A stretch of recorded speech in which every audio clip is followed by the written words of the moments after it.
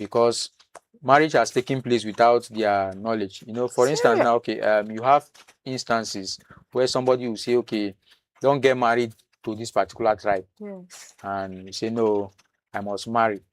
This is the person I found, and I must marry the person. And this mother say, okay, if you think you get married to this person, maybe over my dead body, or make some kind of comment, and because of love that the person will say he has, or the experience at that particular moment, say, okay, whether you like it or not, we'll get married.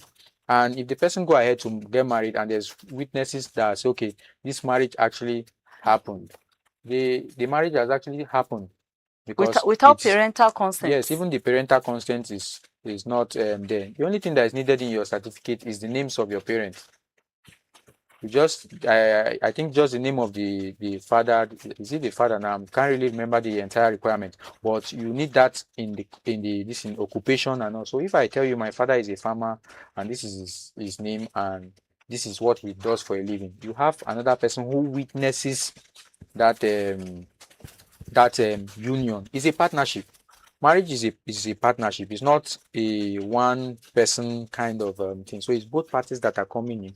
And let's not forget, it is both parties that will remain in that marriage forever. It's just that I love the way Nigeria is growing now, and people are getting married within different tribes. And I think people are becoming more open to getting married to people from other tribes. I know before now, your parents will tell you, you see this particular tribe, I don't like them, you can't marry from them, and you have to put that at the back of your head. Even if you see a girl or a man within that tribe that you like, you will be avoiding them for no reason.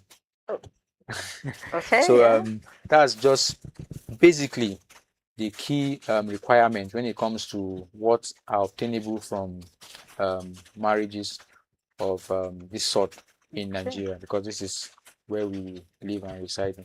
Okay, so then the matter of this one man, one wife situation in court, how does it work? According to, because I won't really know wetin law they talk. You have to be of age, you have to have witnesses, you suppose give consent. That's maybe they not marry you by force, sabi, exactly, and plenty others. Now, when it comes to this issue, because this is why they ask.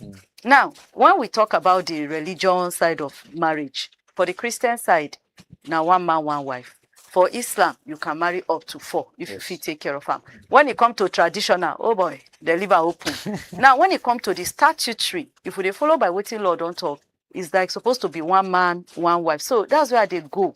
So how do you relate all of them together? When, especially some people will be say, then go do traditional, then go do court, they go still do the religious one. Now, it becomes a crime for you to be married under the act and marry someone else. When we say under the act. Yes, okay, like having a statutory marriage. Having a statutory, let's say going to court or in a licensed place of worship that has been approved. So which means that you have to get married to one person alone. So as a man, you are entitled to one woman. So for you to move ahead, that okay, I want to marry Auntie Cecilia, I've seen her, she's so beautiful, I want to marry Auntie Cecilia. What you have to do, you have to first of all divorce your wife. There you have to be a separation. That's what the law states. So you are not entitled to move from person to person. That's why it's in normal sense of it, we will now begin to look at adultery. Okay, it has advanced to adultery, because when you begin to do that, it has moved from that particular aspect of one person to the man. But for other forms of marriages, they are not specific. So if, for instance, now I will give a typical instance, the Ned Nwoko and Regina Daniels and the rest. We talk about, Mr. Ned saying he can marry as many women as he wants. He's saying that because his marriage is not a statutory marriage. Even though he's a top lawyer. Yes, even though he knows what he's a lawyer. Obviously, he understands these things. So he knows that as a lawyer, I cannot be married under the act and still get married to another person. But another question I also want to ask, does that really happen? It happens. But if the woman is someone who is ready to pursue it, because it's a criminal offense. Yes. Okay, so as a woman now, or as a couple, if they marry you for registry, yes, it's supposed to be just only you and your husband. Exactly. If your husband marry another person, or you marry another man, and you still they married to that person who wanna do registry together, na crime for Nigeria law. Nigeria law. But you have to follow it. If you don't follow am up, that's why you see people pursuing divorce up till today. Because if it is not a crime, I can just wake up tomorrow and say, okay, this is my wife. What's even interesting? Why do I even have to bother you? I just forget about you. Maybe leave you in the house, get a different apartment elsewhere, and start living my life. But you notice that a man or a woman cannot easily do that, because there will have to be a separation that shows that, okay, this person is no longer bound by the other person, because it's a union. When you talk about union, two people coming together, right? So we are no longer bound, and the only place where you can have that division is from the pronouncement from the court. So it's when a court pronounce you. And let's even be frank, Nigerian law does not really support divorce. That's the honest truth.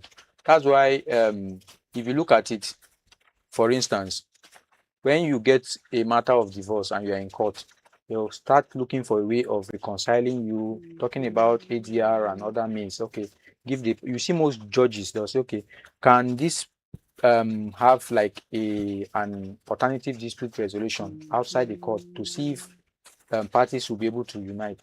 And there have been an instance where a husband and wife, I think it was trending on social media one time, were planning to get divorced, and one got pregnant. And there's also another instance that they want to get divorced, and both of them came with matching Ankara to court. So it's more like, okay, people are not yet ready. We are not yet ready for divorce, which means that there's an element of love. And in Nigeria, they will tell you that for a dispute to arise, it actually means that there is just a minute common ground that is missing, right? You know, okay, we've always had this incidence of, okay, say some people like pressing their toothpaste from behind, while some others will press from up, and it causes toilet seat closer, no closer. Yeah, it causes issues. I heard of a particular scenario where, okay, the man and the woman were always fighting, and what was the simple solution? They say, okay, buy two toothpaste. You have your own, you have your own, instead of both of you sharing one and always fighting all the time. And that's resolved people that were already getting to divorce level. You understand? So for divorce in Nigeria, it's actually not, the court do not really, or the law do not really encourage it. That's why you look at it, they will, for instance, ask you to wait for 2 years. And people will begin to, okay, I don't understand.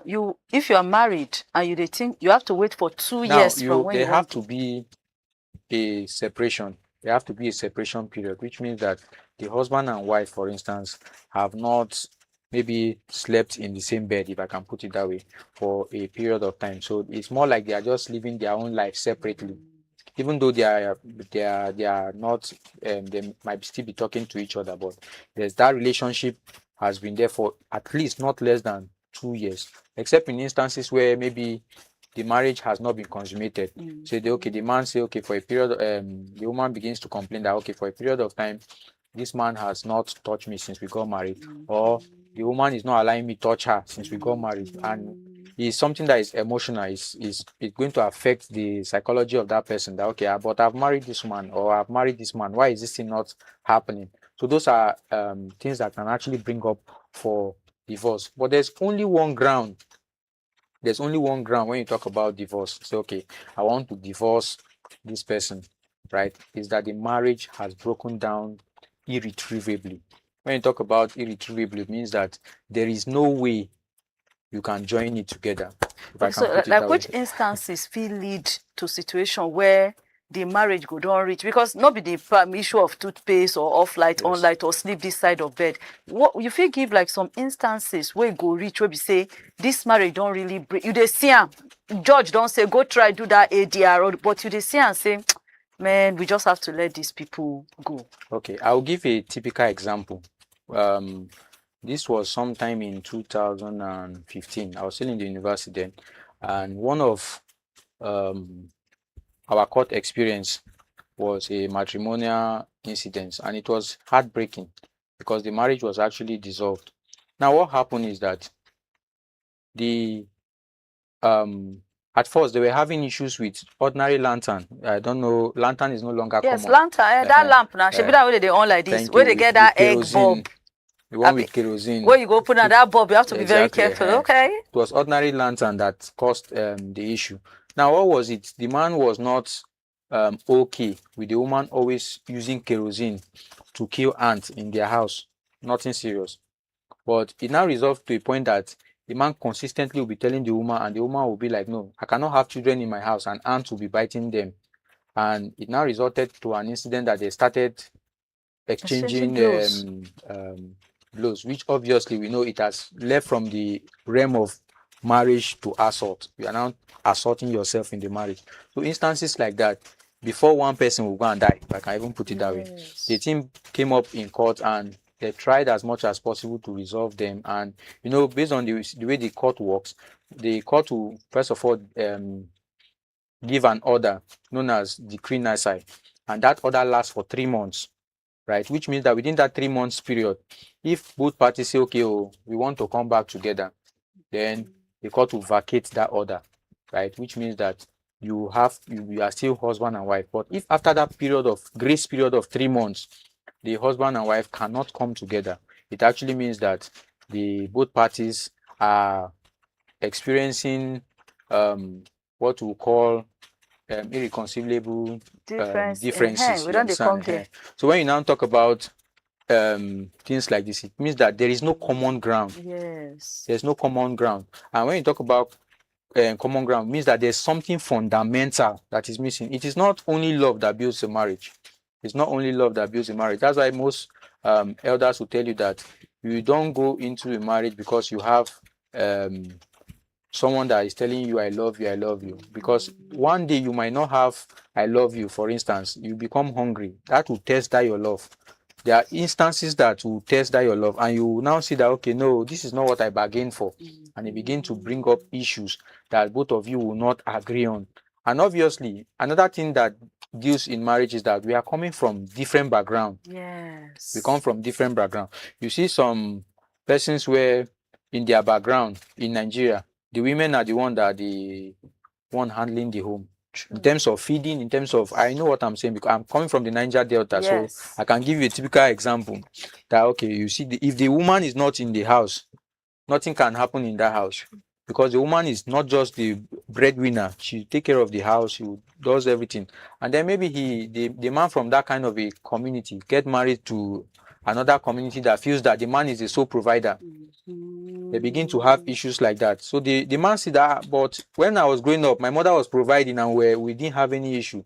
But now you cannot provide. And then they begin to see that, okay, this is not working out.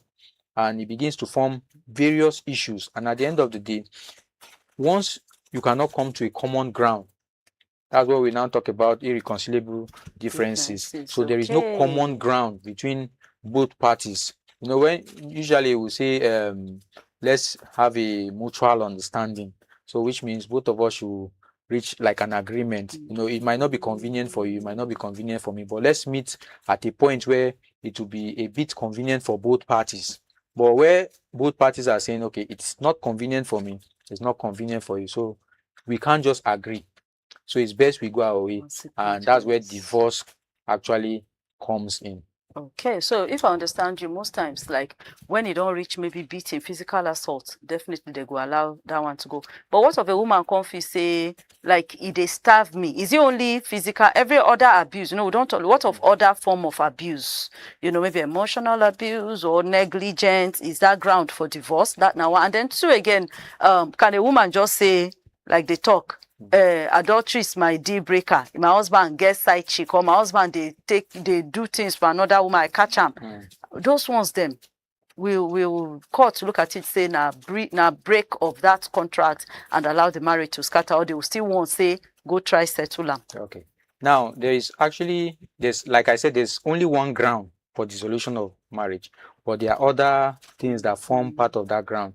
Now, if a party in a marriage has done something that I cannot tolerate, that I can't see that, okay, I cannot forgive this person based on this thing. Say this party has done something that is intolerable for me to live with, that based on this action, I cannot tolerate it. And seeing that I cannot tolerate it, then there is no need for the marriage. Is more like a ground. So I cannot tolerate it. adultery is a perfect example. If you say, okay, I cannot forgive adultery. People say that I cannot forgive adultery, I cannot forgive this, or I cannot forgive a cheating man or a cheating woman, and that has happened. You see that, okay, I cannot do it. Then it forms part of that ground, because you cannot tolerate what the person has actually done. Yeah. So it forms part of the ground for dissolution of marriage. You know, it won't be easy, it won't be a good idea when put both parties in an agreement, because we talk about marriage being an agreement. In an agreement, are just there and not enforcing that agreement, if I can say it that way. Say, okay, we have agreed to get married, to live happily ever after, and then we are both in that marriage and we are frowning our face at each other. So we cannot tolerate the excesses of each other. So it forms part of the ground. So even though the courts, like I said, are not readily to grant divorce based on the fact that, okay, you just want divorce. You know, in other client, someone will just wake up that, okay, sign this divorce paper. I just laugh. It doesn't work that like that in Nigeria. It's not an Hollywood movie, because it's not something that you say, okay, you have to sign paper. Sometimes it takes years for you to even get a divorce, because you know these are things that you have to tender evidence, except is maybe not contentious. There are divorce matters that are not really contentious. So, Right? but most times, Oga Justus, this applies to statutory marriage. Yes. So if you marry for courts, it's not easy to Yes. commot that marriage. But if you marry for other, maybe if you marry traditional marriage now, Yes. is it this rigorous too to commot No, for no, the marriage? it's not. But let me also state that there's a customary court. Right? The customary court is a court that is actually designed for matters relating to customs, right, or traditions that are not written. That's why you have people, for instance, if you go to some villages in down south, you see that it is not lawyers you have in those customary courts. It is those elderly persons, people who are grounded in the custom of that particular land. They are, we know that for customary marriages, for instance, return of bride price is enough to show, evidence to show that yes, the marriage has ended. As long as the bride price has been returned, and then there's the other party now also receives your bride price. This is not a singular something. Okay, so if the party refuses to collect your bride price, the marriage is still there. It has to work both ways.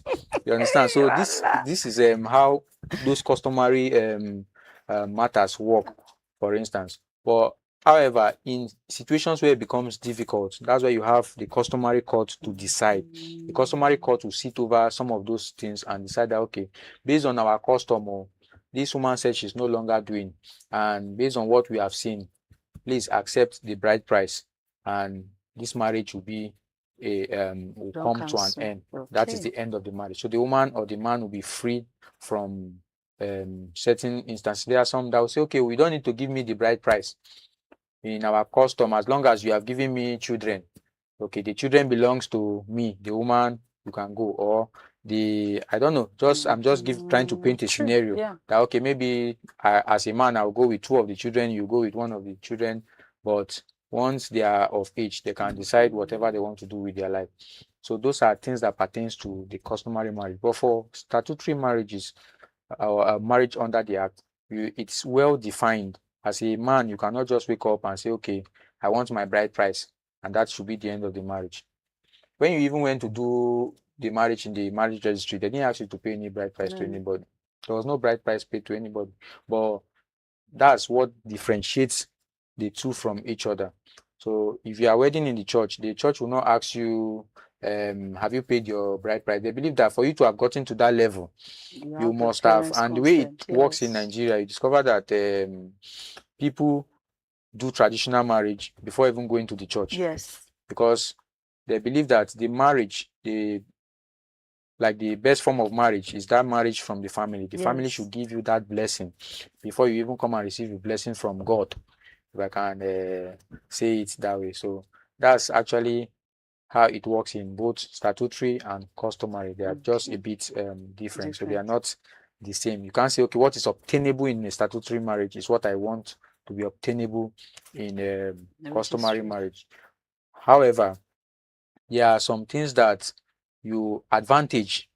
I just want to bring this. It just came to my mind that there are some advantages you get from marrying in a statutory form. Okay. Right?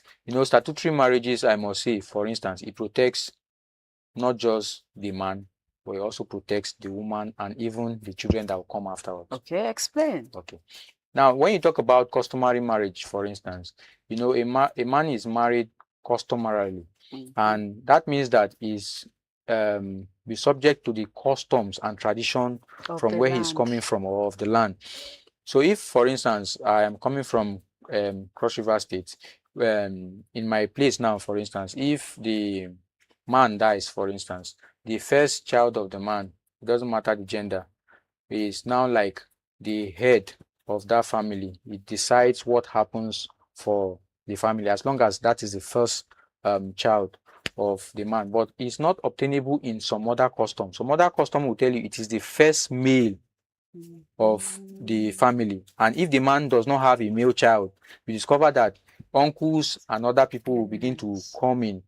And in such situation, you now have that the woman may be stranded.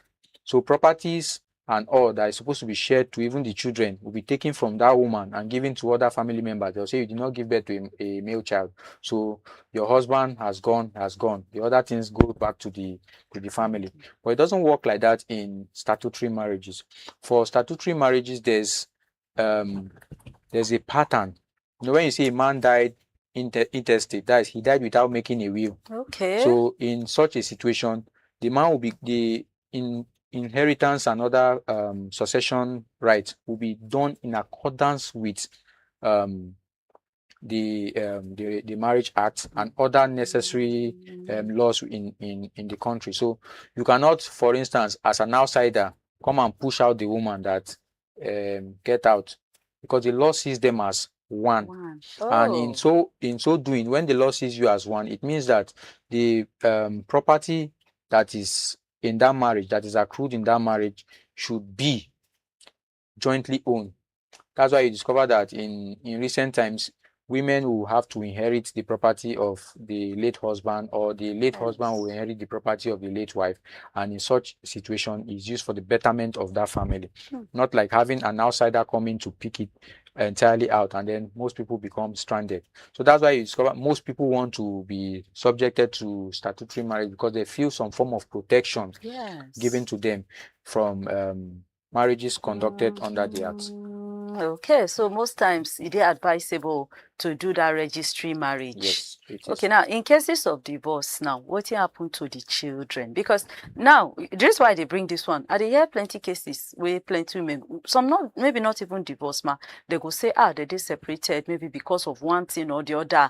The guy they show up, or maybe you get not they do anything, and then you hear quickly, most times women don't go change the pikin name to their own name, and then you hear men say this pikin go find me when you grow. So wetin the law actually talk when it comes to children inside marriages, especially when the marriage don't break down? Okay, now the law is actually very protective of children.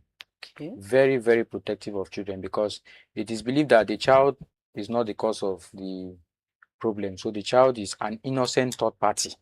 I can put it, you have a dispute with adults that don't know how to put their house in order. So what actually happens is that the law actually look at it in different circumstances. So it is not one size fits all.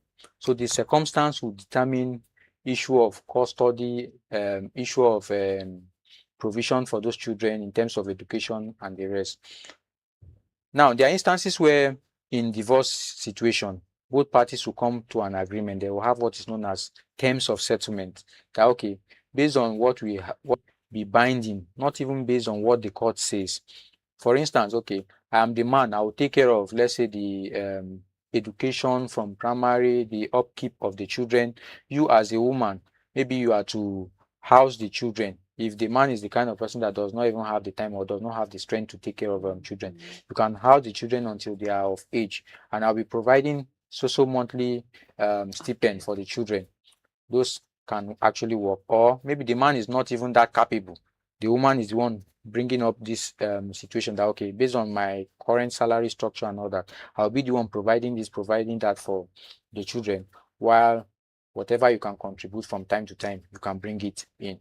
that is an agreement also. Don't forget that marriage itself is an agreement, but this is an agreement in terms of divorce, right? So that deals with terms of settlement. But in a situation where both parties are dragging, especially when it comes to custody, it happens a lot. That okay, my children, the woman will say, my children will not stay with this man. Your husband, my some of them will even start saying my ex-husband when the marriage has not even been dissolved. True. My ex-husband or my ex-wife is this, is that, and they give names to those parties. I will even give a typical example. I have a neighbor recently, and as we live together, you know, they show up. okay, Either truly because when some of the men no get, or say some of them, you know, sometimes man go lose work. To get work feel hard. The woman go they do everything. Maybe she go get expectation of the man know they meet up, and then she'll come look say kuku better man they a single mother. And then most of them already feel say this man will not feel take care of us when we day together. No way where I go feel leave my children for him. You get. And then you also get some other instances where we say, let's say because of violence, or because the woman, the man actually they provide for children, but maybe she feels say he they neglect me, not they meet my needs. He's a good man, he care for his children, he does the needful. But me, I know they feel myself with as a wife, so I won't come out for that side, making just continue responsible for his children. But you now see some situation where we say some men go look and say, oh, maybe she decide to leave because of that.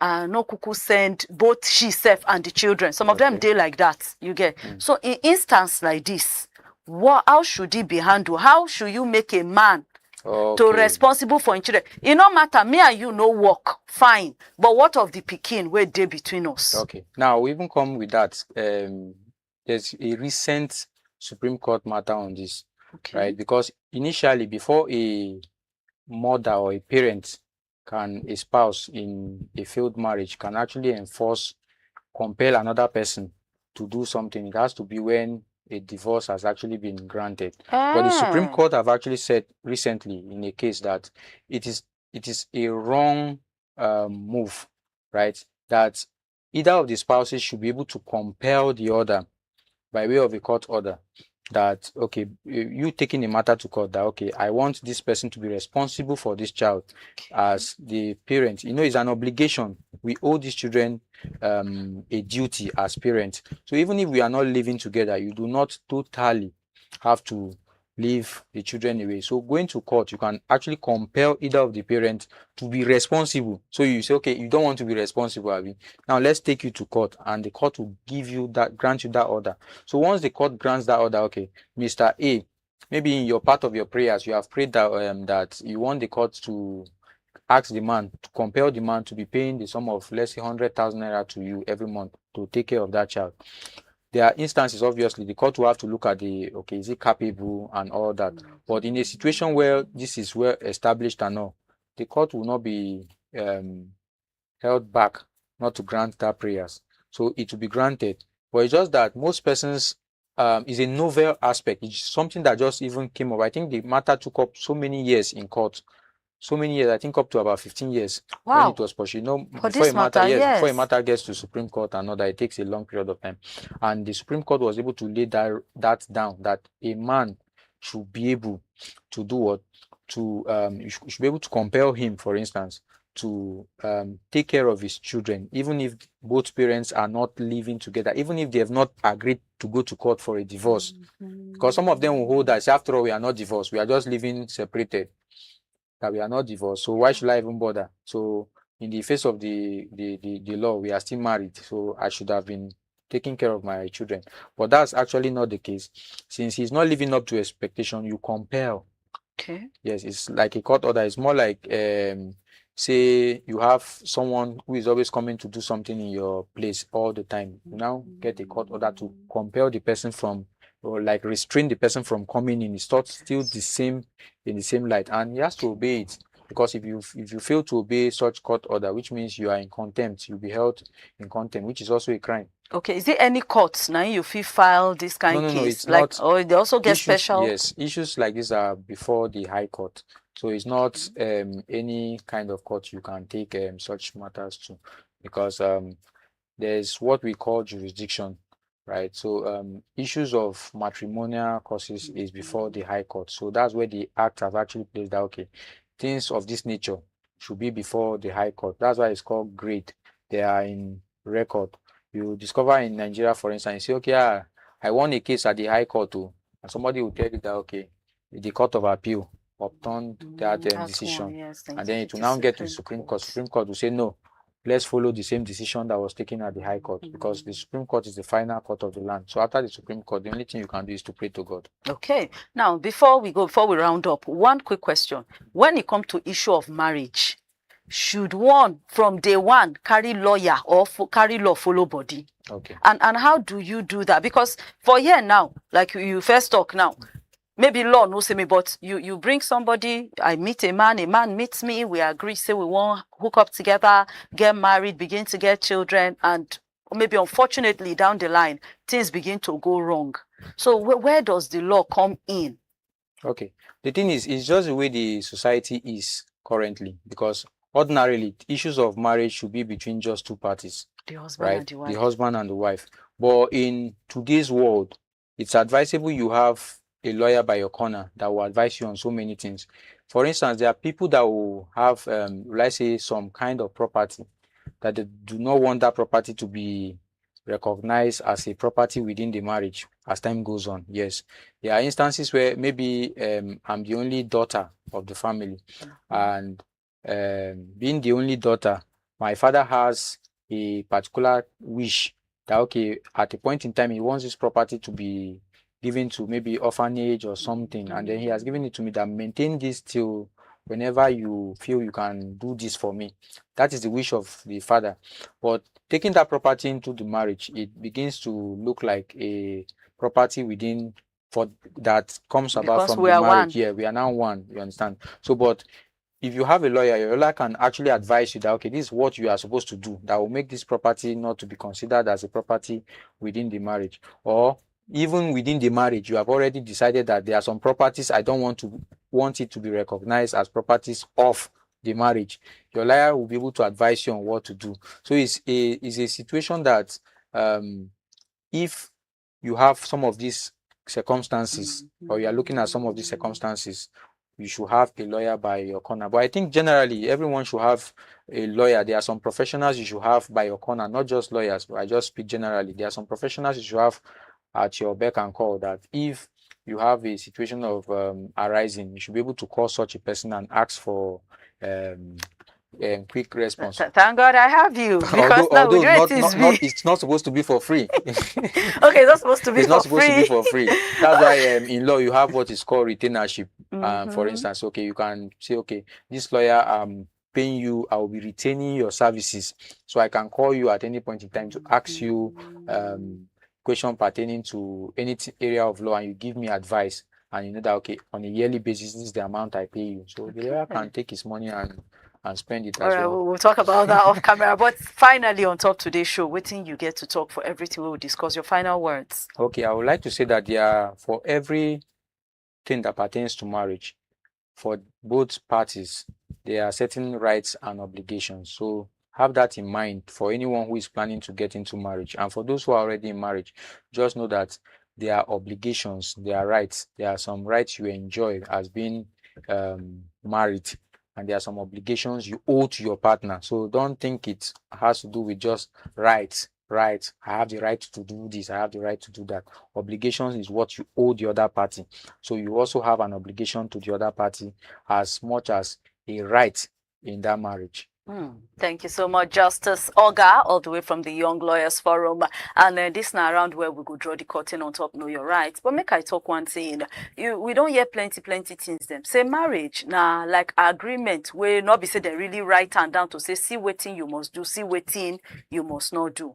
But once you are pick, in the reality of today, truly love no just dey enough. You know dey enough say I want marry, you want marry. You know dey enough to say till death do us part. I think time don't reach me actually couples them sit down make you know wetin you fit do, wetin you fit bring. You go make arrangement on children, like you talk on property, you get on how we go take navigate the marriage, on issue of marry one wife, marry two wives, so that you go check most of the things that wey dey cause problem today and try work am make it for no take affect you. And again, I will still say try to get a lawyer or know the law when it come to issue of marriage, so that you can dey protected, the other person too go dey protected. Like we talk, love is not enough. And for couples them, abeg, say the marriage no work, no mean say the children wey come from that marriage suppose suffer. Make we continue to do our obligation to the children and our own no go loss. Don't forget, say you go join us again next time on top another edition of Know Your Rights. But for right now, continue to enjoy us on all social media platforms at CHRICED Radio TV. My name na Princess Anyana. Thank you once again, Justus Ogar. Thank you for having me. God bless you and God bless Nigeria.